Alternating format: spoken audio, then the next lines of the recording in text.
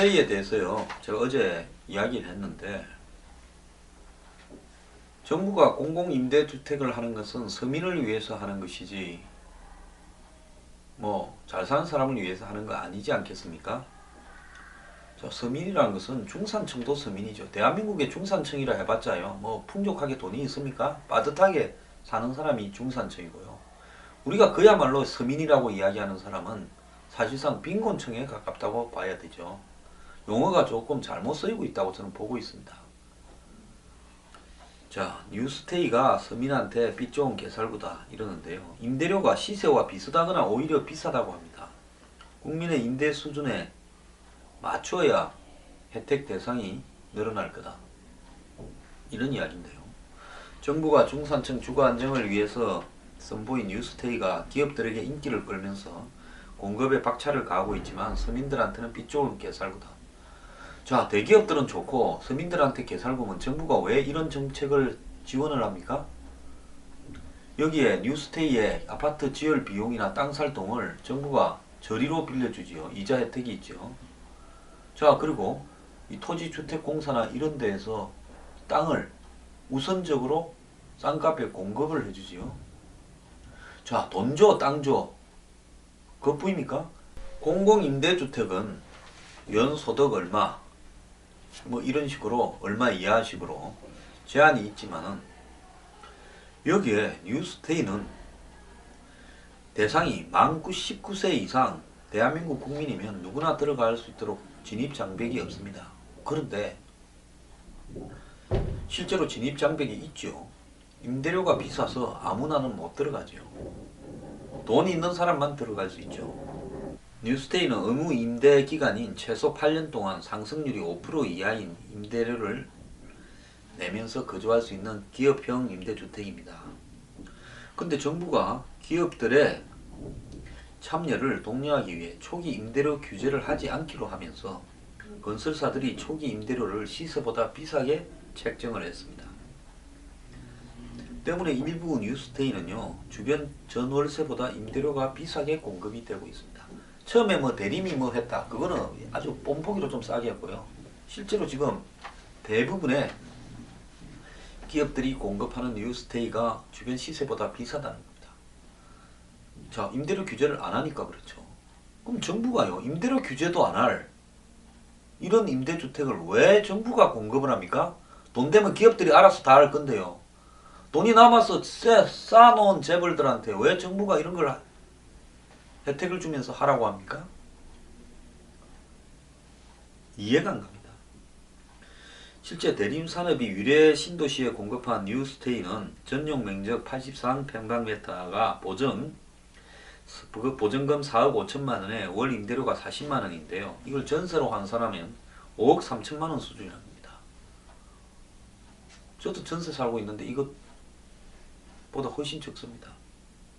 이는 위례 신도시 일반 아파트 전세 시세보다 비싼 가격입니다. 현재 위로 신도시 엠코타운 플로리체의 경우 전세 95평방미터의 전세는 5억 2천만 원입니다. 그럼 이거는 5억 3천만 원 수준이라지 않습니까? 위례 신도시 부영사랑의 85평방미터 전세 가격이 4억 6천만 원입니다. 위례 신도시 아이파크 1차 전용 87평방미터가 4억 7천만 원 수준입니다. 이 편한 세상 테라스 유례보다 6천만 원 좀 싸다는 거죠. 앞서 공급된 이 도화의 수원에 있는 뉴스테이 또한 인근 아파트보다도 다 비쌌다고 합니다. 이 편한성상 도화 뉴스테이는 전용 84평방미터의 경우 보증금 6,500에 월세 55만원으로 책정됐는데 같은 면적의 주변 아파트 도화 대성 유니드 보증금 4,500에 월세 60만원, 도화 동신동 아파밀리에 보증금 2,700에 월세 45, 원일 보증금 1,000에 월세 45 등과 비슷하거나 비싼 금액이라고 합니다. 하나건설의 뉴스테이 수원권선 꿈의 그린 역시 주변 시세보다 비싸게 책정됐다고 합니다. 이 단지 전용 84평방미터가 임대료가 보증금 9,700에 월세 58만 천원이라고 합니다. 같은 평형의 인근 아파트 인근 오목천동 대우푸르지오 1단지가 보증금 4천에 월세 80, 영조 아름다운 나날 1단지가 보증금 4천에 월세 70, 영조 아름다운 나날 2단지가 보증금 5천에 월세 60, 청구 2가 보증금 5천에 월세 47. 오히려 임대료가 전세로 환산해서 다 합치면 더 싸다는 거죠. 그래서 이 업계에서는 뉴스테이가 기존의 정책 목적을 회복하려 면 초기 임대료 규제를 해야 된다는 거죠.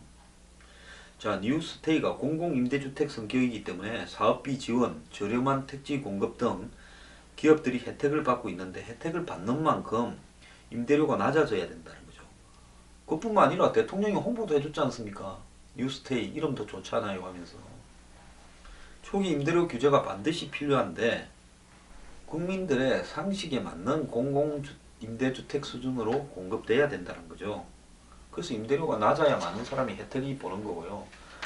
그렇지 않다면 기업들이요, 대기업들이 국민들을 상대로 예를 들어서 전세가 아닌 월세를 받아먹는 아파트를 대량 짓는다고 하면 정부가 규제에 나설 대상이지 그걸 갖다가 지원할 대상은 아니지 않습니까?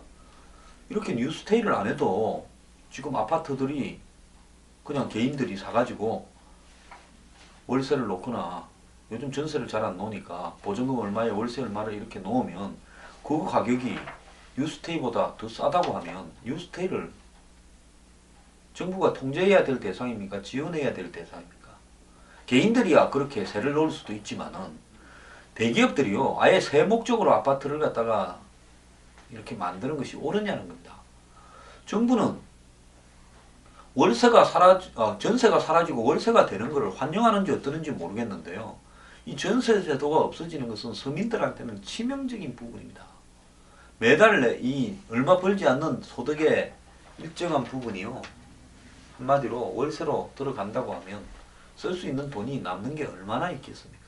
결국 서민들의 소비를 축소시키고 가처분 소득을 축소시켜서 한마디로 소비를 더 줄이는 그런 것밖에 더 되겠습니까? 지금 소비가 없어서 기업들이 물건을 생산해도 팔리지가 않는 디플레이션 현상이 일어나는 마당에 이렇게 정부가 대기업들 월세 장사하라고 돈 대주고 땅 대줬어야 되겠습니까? 세금 혜택 주고요.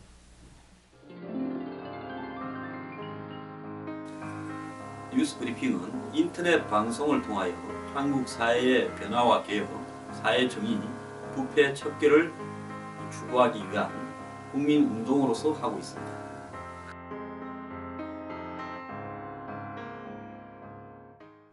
근데 이게 지금 정부가 중산층의 서민 주거 안정을 위해서 마련한 정책이라고 하지만은 주변 시세보다 비싸게 공급되고 있어서 문제가 끊이지 않는데 업계에서는 문제는 공급 주체에 있다. 즉 건설회사들, 재벌 건설회사들이 뉴스테이를 하는 게 잘못됐다 이 이야기죠. 뉴스테이 공급 주체가 민간 기업 위주인 탓에 수익성을 제고해야 하는 기업의 특성상 임대료를 높게 책정할 수밖에 없다. 아니 뭐 돈 벌라고 하는 기업들이 공공성을 생각을 합니까? 근데 정부는 왜 뉴스테이를 마치 공공적인 것처럼 하면서요. 자기들이 하겠다는 행복주택은 제대로 안 하고 뉴스테이만 광고하고 왜 이러는 겁니까? 누가요? 대통령께서는 누가 대통령에게 이렇게 거의 사실을 보고해서 뉴스테이가 마치 정부가 중산층을 대상으로 한 합리적인 공공임대주택인 것처럼 사기를 쳤는지를 잡아가지고 처벌을 하셔야 됩니다.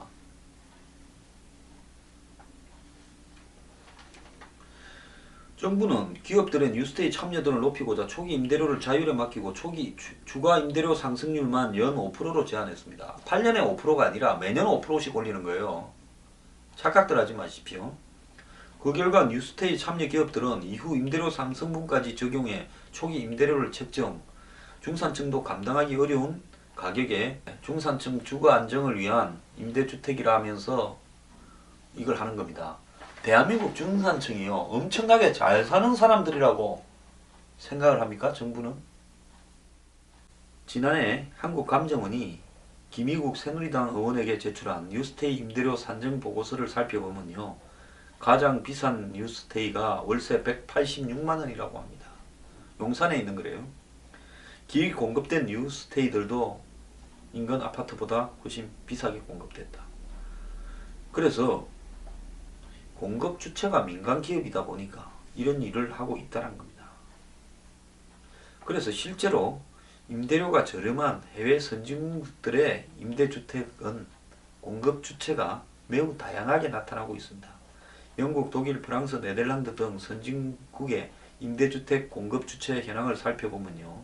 지역사회개발조합, 협동조합 등 비영리 단체의 참여가 많고요.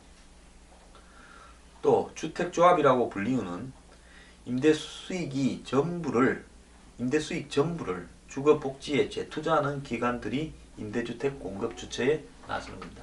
즉 임대주택을 해서 버는 돈을 가지고 또 임대주택을 만드는 실질적으로 협동조합이거나 공공성격을 가진 그런 어떤 기관들이 임대주택 사업을 하게 하는 겁니다. 아무나 이렇게 월세 장사를요 대거시키는 게 아닙니다. 한국이 미국식으로 만약에 완전 월세로 가버리면요 한국의 서민들은 정말 죽어날 겁니다.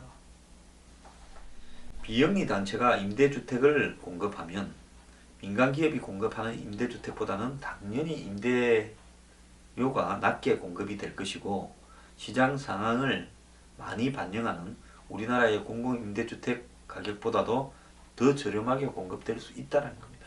전문가 이야기입니다. 서울시 등에서 비영리 단체 임대시장 진입을 허가했지만 규모가 작고 이 비영리 단체가 본격적으로 임대시장에 나설 수 있도록 해줘야 된다는 겁니다. 그리고 일각에서는 정부가 임대료 규제를 해야 된다라고도 주장합니다. 해외 선진국들의 경우 정부가 나서서 임대주택의 임대료를 직접 통제하고 이 관리를 하는데 미국, 영국, 독일 등에서는 실제 임대료 규제를 시행을 하고 있습니다. 뉴스테이의 본질을 찾기 위해서는 초기 임대료부터 규제를 해야 된다는 겁니다.